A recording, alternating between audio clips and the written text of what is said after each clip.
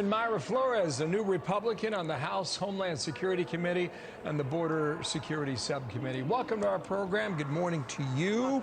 That Mexican president skipped a chance to see the president in California about a month ago. I want to tee a couple things up for you. First, the Mexican president, what he said about Republicans, etc. The conservatives van a pegar el grito en el cielo.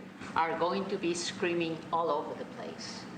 Pero sin un programa atrevido de desarrollo y bienestar, But without a daring, a bold program of development and well-being, no será posible resolver los problemas. it will not be possible to solve problems. So that's his position, and the president responded quickly with this. The thrust of what you're saying, we agree with. We need to work closer together.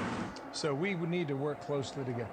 These countries, the U.S., current administration, Mexico, El Salvador, Guatemala, Honduras, the list is long as my arm, they haven't figured out to cure any of this problem, have they? No, unfortunately, they haven't, and I appreciate Mexico's president coming and appreciate his comments, but the conversation that needed to be had was how do we solve the border crisis that is affecting all of us, not just the American people, it's also affecting people from Mexico. I have family in Mexico that are hurting tremendously because of the border crisis, because the criminal organizations have taken over Tamaulipas. So this is something that we should both be working together and having a more broad conversation.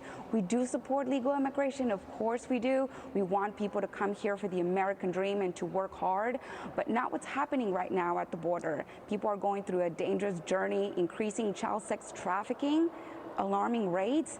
This is something that we should all come together and work for the safety of all immigrants and, of course, innocent children that are being dragged into child sex trafficking. That's a reality, and I think that that conversation wasn't had. I mean, Biden was half asleep the entire time, and I find that very disrespectful. I think it's important to be fully alert and having these conversations that are really impacting us, all Americans in this country. You look at the timing, Congresswoman, of this new New York Times Siena College poll showing that the president continues to lose ground with Hispanic voters. I mean, it is a sharp drop from where he was. Approval rating in January 2021 was 65%. It is now 32% in the latest polling. To what do you attribute this steep of a drop? The economy. Also the border crisis, and they've taken us for granted the entire time. Nothing that they do moving forward is going to change that, and we're going to teach them a strong lesson in November that they do not own our vote and that they need to bring back, you know, the good economy that we had prior to the Biden administration. Well, two things.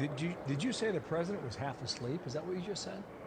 Yeah, he really was. When? And the president of Mexico was talking to him, he wasn't really paying attention to what he had to say. Well, that's what you believe. That's what I believe, that's what I saw, and I think that's what most people saw. Okay, also you had the First Lady had a bit of a slip up this week. She since apologized, and here was the statement. The First Lady apologizes that her words conveyed anything but pure admiration and love for the Latino community. Do you accept her apology from this past week? Yeah, right. They don't see us as Americans. They see us as tacos.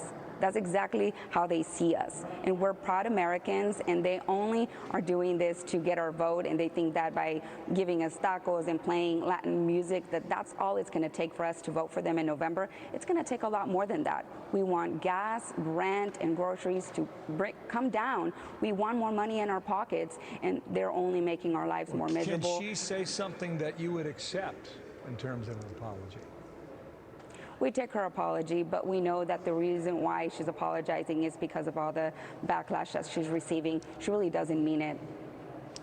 Well, we appreciate you joining us. Thank you very much, Congresswoman. Mayra Flores, the representative from Texas. Thank you.